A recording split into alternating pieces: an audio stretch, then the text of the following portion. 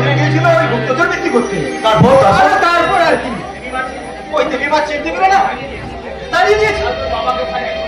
তাহলে তোর বাবাকে ওখানে সাথে কিছু বিশেষ কর। সেই চেষ্টা আমি অনেক করেছি, আমার কোনো কথাই উনি শোনেনি। শুধু বলে পেটের জ্বালায় যখন এই বাংলাদেশ থেকে চলে এসেছিল তখনই ওই রতিকান্ত বাবু নাকি তার থাকার সব ব্যবস্থা করেছে। আর সেই কৃতজ্ঞতায় আর সমস্ত কুকর্মের সাক্ষী হতে হবে। আমি সেই কথাই তো বাবাকে বলে বোঝাতে পারিনি, তাই আমার সংসারে অশান্তি বিরাজ। আচ্ছা যা দাঁড়ে ওসব কথা যা। আচ্ছা কৃষ্ণার খবরটা কি? উপর থেকে ভালোই, কিন্তু কিন্তু ভিতরটা ভালো নয়। রতিকান্ত বাবু ছেলেপক্ষে মেনে নিতে রাজি ছিলেন না। পরে তার মেয়ে কৃষ্ণ সোনালী জেদের কাছে হার ছেড়ে পেতে বাধ্য হয়েছে। তবে জানি না এর শেষ পরিণতি কি হবে। চাচা এখন জানেন নারী রমজান জীবনের প্রথম মিথ্যে কথা বলে আমি তার কাছে গোপন করেছি। তবে বেশি দিন হয়তো এটা গোপন রাখা যাবে না। কেন কেন? কারণ রতিকান্ত শহর প্রকৃত স্বরূপ যে বাবা ছেলে, তাই তার কাছে বেশি দিন সার দিয়ে বাদ ঢেকে রাখা যাবে না। আচ্ছা তোর আর ভাবির ব্যাপারটা তাহলে কি করবো? সবই বলেছি। শুনে উনি কি বললেন? কিছুই বললো না, শুধু দীর্ঘ নিঃশ্বাস ফেলে সবটা ঈশ্বরের উপর ছেড়ে দিল। তার ভাবিকে নিয়ে তোর শেষ সিদ্ধান্ত কি? সিদ্ধান্ত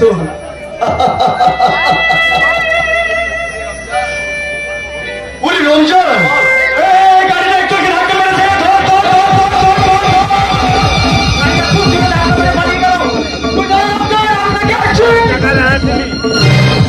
এবার পান খাবি যাবে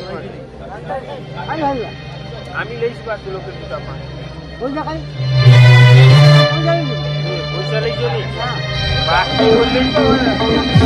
কি দরকার ছিল পয়সা ফালতু ঝামেলায় নিজেকে জড়িয়ে পড়া। তা বললে কি হয় রমজান? দায় বিপদে মানুষের পাশে দাঁড়ানো যে আমাদের কর্তব্য।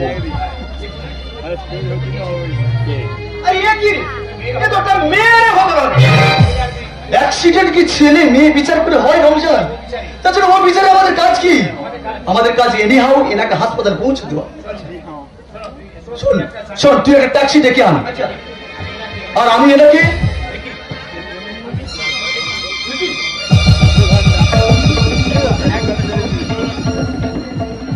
আরে কি তুই চমকে উঠে কেন? আরে ওনাকে চিনিস নাকি? হ্যাঁ না আমি কি করে চিনবো? তবে তবে মুখটা যেন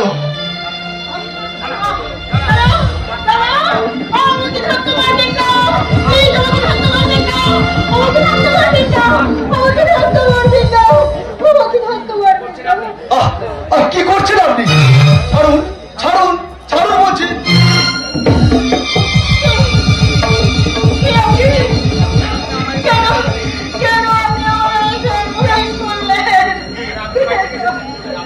আপনি তো বাইরে থেকে এসেছেন, আপনি ওকে চিনবেন না?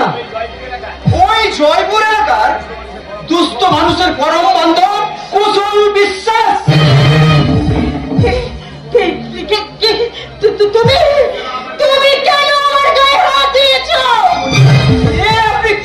তুমি কি বলছো বহিন? সে তোমার জানে বাঁচালো? কে বলেছিল? কে বলেছিল ওকে বাঁচাতে? আমি গায়ে নিচে চাপা পড়ে মারা যেতাম, তবু ওর গায়ে আমি কখনো মারতে চাই না। আচ্ছা কুশল, আচ্ছা বইনের সঙ্গে তো কিসের শত্রু? ও এই কথা বলছে কেন? ওটা ওটা ওনাকে জিজ্ঞেস কর, কারণ তোর এই কথার উত্তর আবার জানা নেই রমজান। তাকে তুমি বলবেই কারণ তোমার মতো কেউ যোগীর মুখে এটাই তো যোগ্য উত্তর। আচ্ছা আর কি ব্যাপার বলতো কুসুম? তোদের কথাবার্তার কোনো অর্থই তো আমি খুঁজে পাচ্ছি না। যে অতলের কোনো তল খুঁজে পাবি না, সেই অতলে ঝাঁপ না দেওয়াই ভালো। হ্যাঁ ভালো, নিশ্চয়ই আপনি ভালো কাজ করেছেন। একজন মুমূর্ষু মানুষকে রাস্তা থেকে তুলে এনে। না না না না, কেউ আমাকে রাস্তা থেকে তুলে আনেনি, আমি নিজেই এসেছি। কিন্তু ওখানকার পথচারীরা যে বললো ও তারা ভুল দেখেছে। হতে পারে আপনি, কিন্তু আপনি অসুস্থ। হাসপাতালে নিয়ে যাও। না না, প্রয়োজন নেই, প্রয়োজন নেই। আমি আমার দাদার কোয়ার্টারে ফিরে যেতে চাই। আপনার দাদা এই জয়পুরের ডাক্তার অনুপম সেন। ও আইছি। Ratanlal, yes sir. ওনাকে জিপে নিয়ে যাও। Okay sir. বলুন ম্যাডাম, ওই জানবি উনি যাই বলুন। ম্যাডাম। আপনার কাজের জন্য অশেষ ধন্যবাদ। হ্যাঁ, কান্ডলি, আপনার নামটা? আমি কর্নেলকে বিশ্বাসের ছেলে কুশল বিশ্বাস। আপনি কুশল বাবু? কনগ্রাচুলেশন ভাই ভাই, কনগ্রাচুলেশন। আপনার নাম আমি অনেক শুনেছি, কিন্তু এতদিন আপনার চেনার সৌভাগ্য হয়ে ওঠেনি। আপনি কতটা শুনেছেন আমি জানি না স্যার, তবে এই জয়পুর এলাকার মুখে এই কুশলের নাম একটাও নয়। এই এলাকার সমস্ত অন্যায় দুর্নীতির মূলচ্ছেদ করতে হলে আর অনেকগুলো কুশল বিশ্বাসের প্রয়োজন। লজ্জা করছে না আপনাদের? আপনাদের সমস্ত কাজকর্ম ফেলে রেখে একটা মানুষের গুণকীর্তন গাইতে গাইতে আপনারা বোধহয় সত্যি সত্যি পাগল হয়ে যাবে। সত্যি সত্যি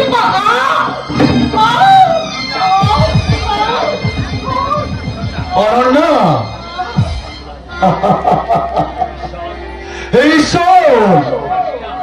এই কি অদ্ভুত লীলা! আমি নিশ্চিত যে এই অনন্য দেবী কুশল বাবুর অতি নিকট আপনজন। দুজনের মধ্যে ভুল বোঝাবুঝির জন্যই আজ এই ধোঁয়াশার সৃষ্টি হয়েছে। সেই সন্দেহটা আমার প্রথম থেকে হয়েছিল। এবার বল কুশল, ওই অনন্যা দেবীর সঙ্গে তোর কতদিনের পরিচয়? ওর সঙ্গে তোর প্রকৃত পরিচয়টা কি? ও তোমার কে? একদিন হয়তো কেউ ছিল, আজ আর কেউ নয়। বদ্ধপাতায় ভোরের শিশিরের মতন সে সম্পর্ক হারিয়ে গেছে পদ্মদিঘির অথই জলে। কুশল বাবু, কিছু মনে করবেন না। আপনি কি ওনাকে? কুশল, আমি নিশ্চিত এই আমার হারিয়ে যাওয়ার ভাবি।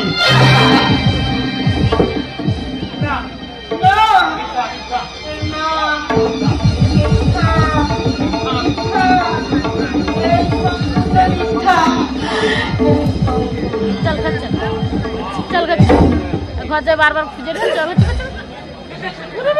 এসেছিল চবপাশে জীবনের শিষ্ট চিহ্ন তোমার জীবনে জাগরব মরণে নেই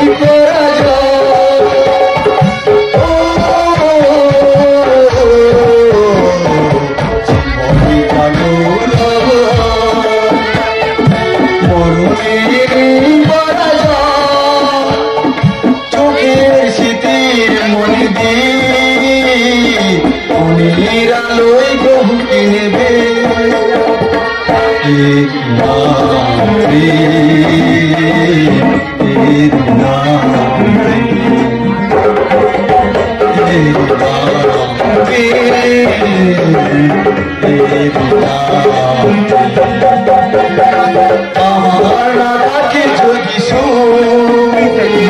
তোমার আছে তুমি তা দেবে, তোমার গন্ধ হারাবো আমার কাছে সুরভি নেবে।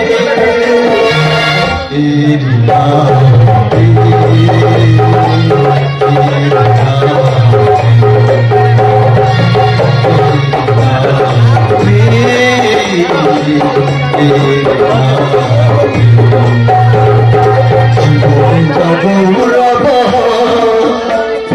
মরণে নেই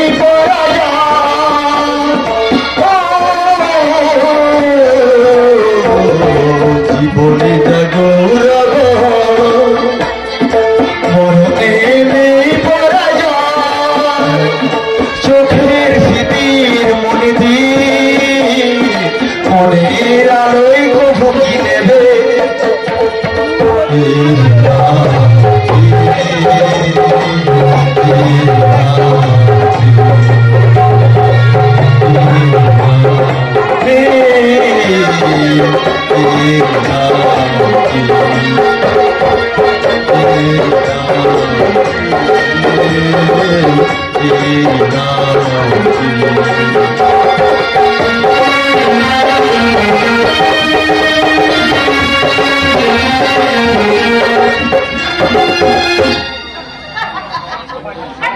ভয় পাচ্ছেন অনুপম বাবু?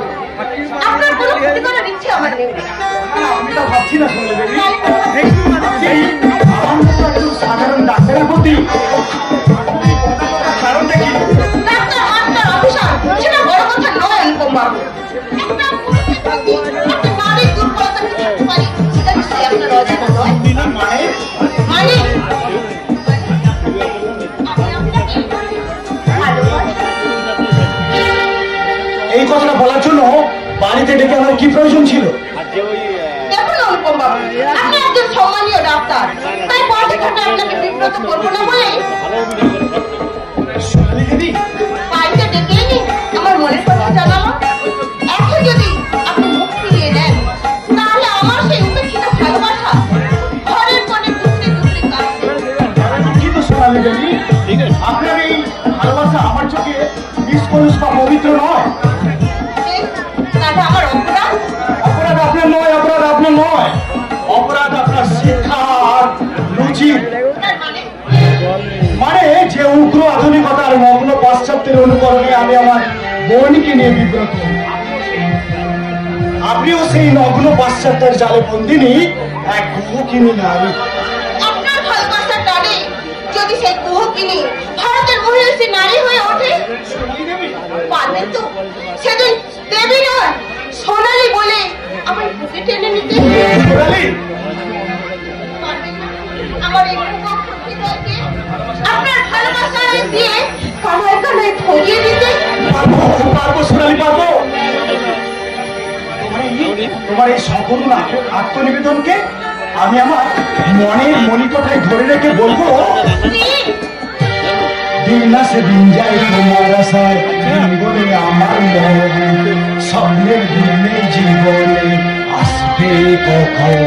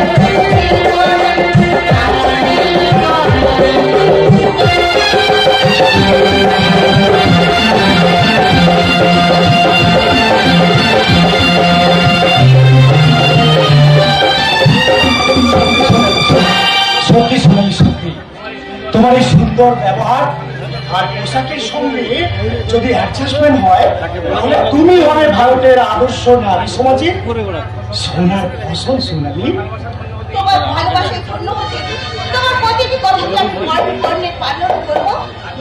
আর কবে করবে মা? সময় তো শেষ হয়ে গেল। একে বাবা তুমি ঠিক ওই কথাটাই বলতে চাইছি মা। যে কথা তোমাকে ডাক্তারবাবু বললেন, তুমি হবেন ভারতের আদর্শ নারী আর এ সংসারের লক্ষ্মী প্রতিমা। আমি বিদেশি পোশাকের মহাত্যাগ করবা, তোমাকে হতে হবে পবিত্র বাংলার আদর্শ নারী। তাই হবে বাবা। অনুপম, হ্যাঁ তুমি বাবার সঙ্গে কথা বলো, আমি এক্ষুনি আসছি। আচ্ছা সময় শুয়ে শুয়ে চলে যাওয়ার পর ডাক্তার বাবু আপনার সঙ্গে আমার কয়েকটা কথা। যদি আপনার হাতে সময় থাকে। আছে, যথেষ্ট সময় আছে, আপনি বলুন। আপনি খুব বড় ডাক্তার, তাই আমার বড় ছেলে হিরো অসুস্থ হয়ে পড়েছিল বলে তাই আপনার হাসপাতালে আমি ভর্তি করেছি। আমিও তাকে অক্লান্ত পরিশ্রম করে সুস্থ করে তুলেছি। সেটা তো আমি চাই না। মানে আপনি কি চান? হায় রে কলিকা, ছাগলে চাটে বাঘের গাছ। আমি চাই আপনি হাসপাতালে ফিরে গিয়ে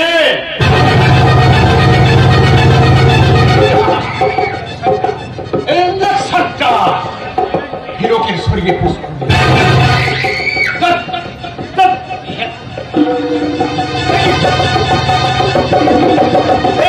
এই ইঞ্জেকশন রোগীর শরীরে প্রয়োগ করলে রোগী পাগল হয়ে যাবে।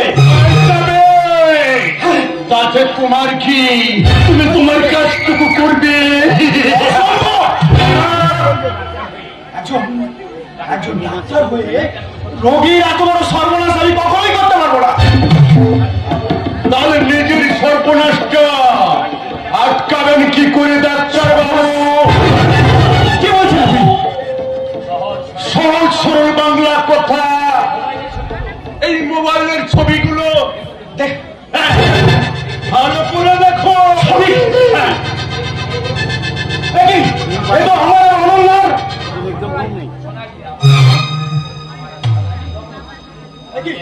এ আমার সোনালী অন্তরঙ্গ কিছু ছবি, এইগুলো ব্যাপারে ছাপা হয়ে গেলে আপনার মান সম্মান ইজ্জত বলতে কিছুই থাকবে না। আপনি হয়ে যাবেন একটা নম্বর যুবক। কখনো হতে পারে না, কারণ ভালোবাসার অধিকার এই যুগে সবার আছে। হায় রে কলিকা, ছাগলে চাটে বাঘের গাল। ডাক্তার বাবু, এইগুলো যদি আপনার ভালোবাসার ছবি হয়। আরে এই ছবিগুলো আপনি কি বলে চালাবেন ডাক্তার?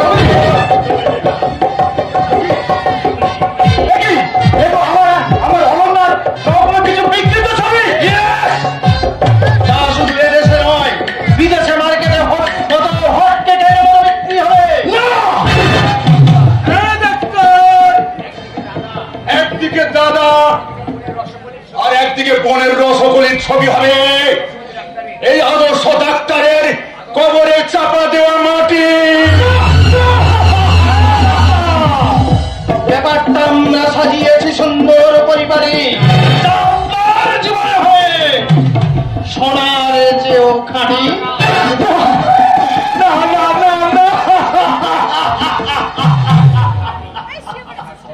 আপনার স্বপ্নাকে হাত করবার একটাই বাজি। আপনি আমাদের প্রস্তাবে রাজি?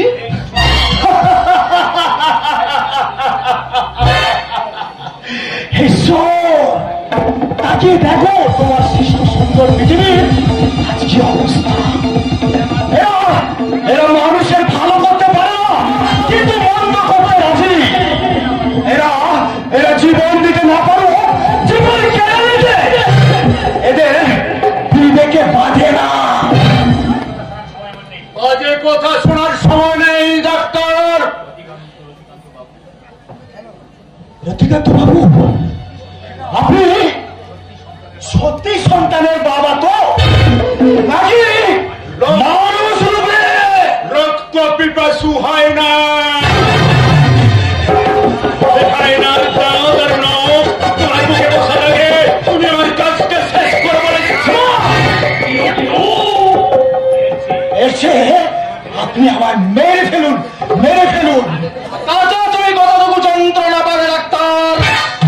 তার চেয়ে বেশি মানসিক যন্ত্রণা দিয়ে তোমায় তিলে তিলে খুন করার রসদটা আমাদের হাতের মুঠোয় আছে। যাও ডাক্তার যাও, এই ইঞ্জেকশনটা হচ্ছিল হিরকের শরীরে টুস করে দিয়ে আর 2 বোতল বিয়ার খেয়ে দেখবেন আপনার শরীরটা একেবারে ফ্রেশ হয়ে গেছে। যাও বলছি, যাও ডাক্তার। যেতে তো হবেই, কারণ অন্যায়ের বিরুদ্ধে প্রতিবাদের ভাষাকে স্তব্ধ করে দিতে বাবাদের নিজের ছেলেকে খুন করতে দ্বিধাবোধ করে না। সেখানে আমার প্রতিবাদ তো প্রতিধ্বনি হয়ে ফিরে আসবে।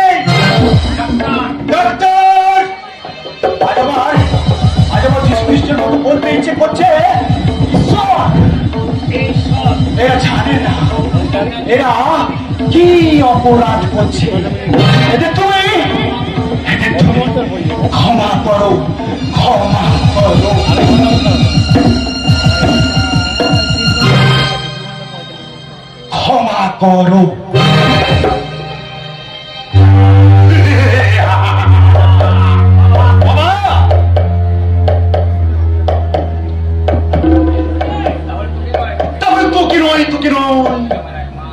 তুই তো আমার একমাত্র ছেলে, তুই আমার বড় ভরসা, হয়ে যাবে একেবারে ভরসা।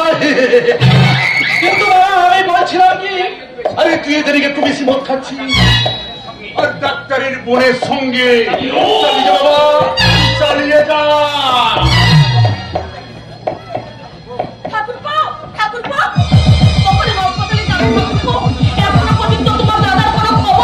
নিয়ে কি হবে? দাদা তো আর কোনোদিন সুস্থ হয়ে উঠবে না। কি বলছো ঠাকুরপো? গতকাল যে মানুষটা সুস্থ ছিল, গত রাত থেকে তার মস্তিষ্কের বিকৃতি ঘটেছে, তাই সে পরামর্শ চলেছে তার পাগল হবে। আর বেশি দেরি নেই। না না, হতে পারে না। একটা সুস্থ সবল মানুষ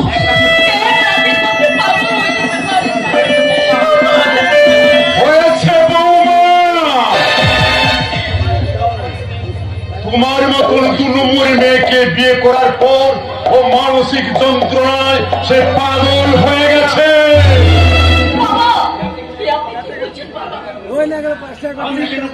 আমি কেন বলবো? ওই হাসপাতালের ডাক্তার অনুপম সেন সে নিজে এসে আমার বাড়িতে বলে গেছে। কি হবে বাবা? আপনার ছেলে?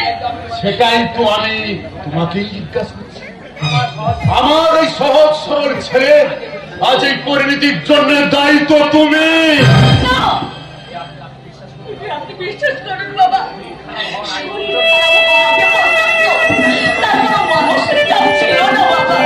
তাহলে বলতে চাও দাদা এমনি পাগল হয়ে গেছে নাকি আমরাই তাকে পাগল করে নিয়েছি? সে কথা আমি বলিনি ঠাকুরপো, আমি শুধু বলতে চাই। আর একটা কথাও বলবে না, জানো না বুঝি ভারতের সংবিধান থেকে মানুষের কথা বলার অধিকারকে বাদ দেওয়া হয়েছে। তুমি কি বলছো? আমার গায়ে হাত দেবে না বলছি। আমি রেগে গেলি না?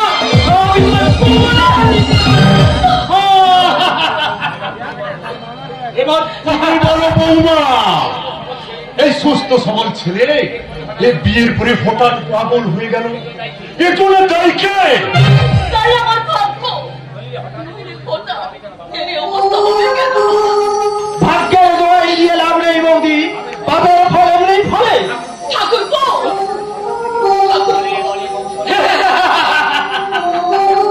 ছলে বলে কৌশলে বিপ্লবীদের ফাঁসিতেই ঝোলানোই ছিল ইংরেজদের একমাত্র উদ্দেশ্য। আজও তার ব্যতিক্রম ঘটেনি। এই সমাজ সংসারের বুকে সেই ট্র্যাডিশন সমানেই চলেছে।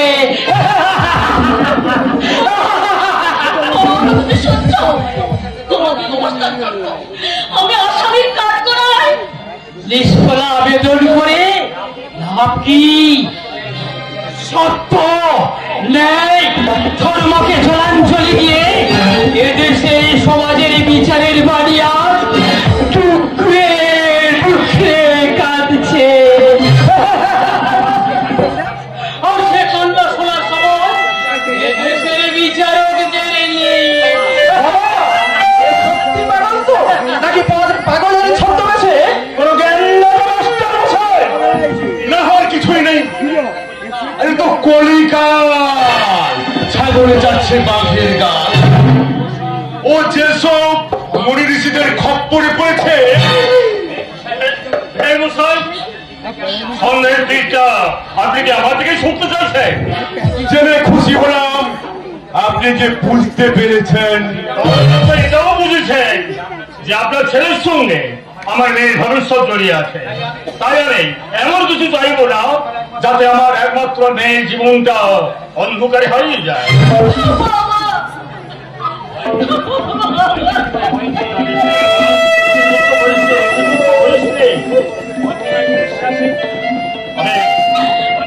আমি সারা জীবন যুদ্ধ করে কোনো যুদ্ধে হারিনি, তাই আজকে জীবন যুদ্ধেও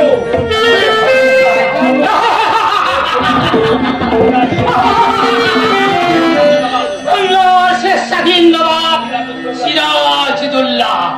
সিরাজউদ্দৌলা কি কোনোদিন ভেবেছিল ওই ইংরেজদের 1800 সৈন্যের কাছে তার 70,000 সৈন্য পরাজিত হবে? সরলমতি নবাব সেদিন বুঝতে পারেনি যে তার চারপাশে স্তাবকের দলের মুখের বার্তাটা মধুময় ছিল, কিন্তু অন্তরে বিষ ছিল অনেক অনেক বেশি।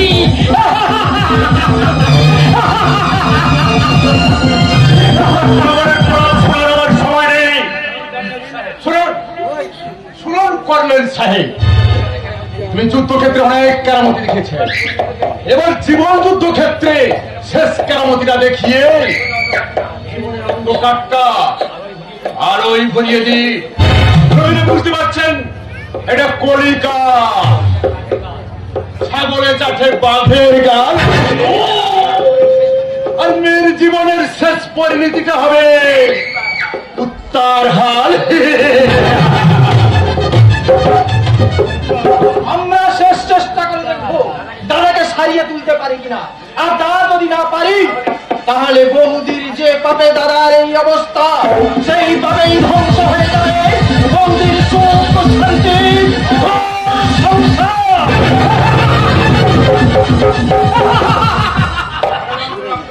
ষড়যন্ত্রের রক্তপাত ধীরে ধীরে গ্রাস করতে চলেছে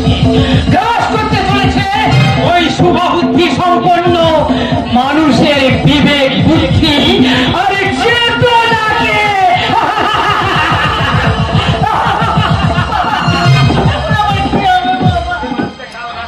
যে মানুষটা কাল রাত পর্যন্ত সুস্থ ছিল সে অবস্থা পাগল হয়ে ফেলল।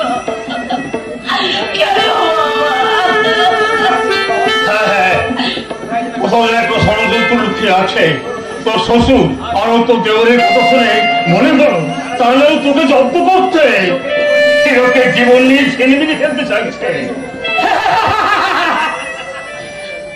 ঠিক ধরেছ, তোমার ওই শুভ বুদ্ধির জন্য তোমাকে নোবেল পুরস্কার নেওয়া উচিত। বাবা, এটি বৌদি, মেসোমশাই, আপনি ভালো আছেন তো? সব ভালো, মনে হচ্ছে ছেলেরই হয়ে গেছে। যেদিন এ বাড়িতে মেয়ে বিয়ে দিয়ে আমি সুখের স্বপ্ন দেখেছি। সে আমি জানি মেসোমশাই, বাবা ঘরে কখনো সুখ বিরাজ করে না, কিন্তু কি করবেন, নিয়তি কেন বাধ্যতে। কখন এলে দাদা?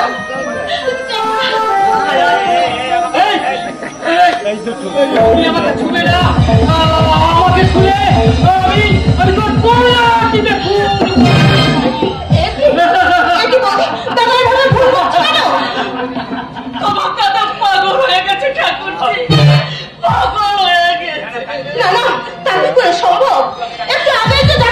আসলে ছিলেন? ওই, কিন্তু আমাকে কিছু বললেন না, তাছাড়া তিনি গেলেন কোথায়? হয়তো বলতে পারবো না মা, তবে এইটুকু বুঝতে পারছি কোন এক ষড়যন্ত্রের শিকার হয়ে হিরোগাজ পাগল হয়ে গেছে। কিন্তু কারা সেই ষড়যন্ত্রকারী? তারা বর্দার মতো সহজ সরল মানুষকে ক্ষতি করতে চায়। এই সমাজে সততা, ন্যায়, নিষ্ঠারই তো বেশি বিপদ রে মা। নইলে সারা জীবন দেশ সেবা করে আজ মানুষের কাছে পায়ে ধরতে হবে কেন?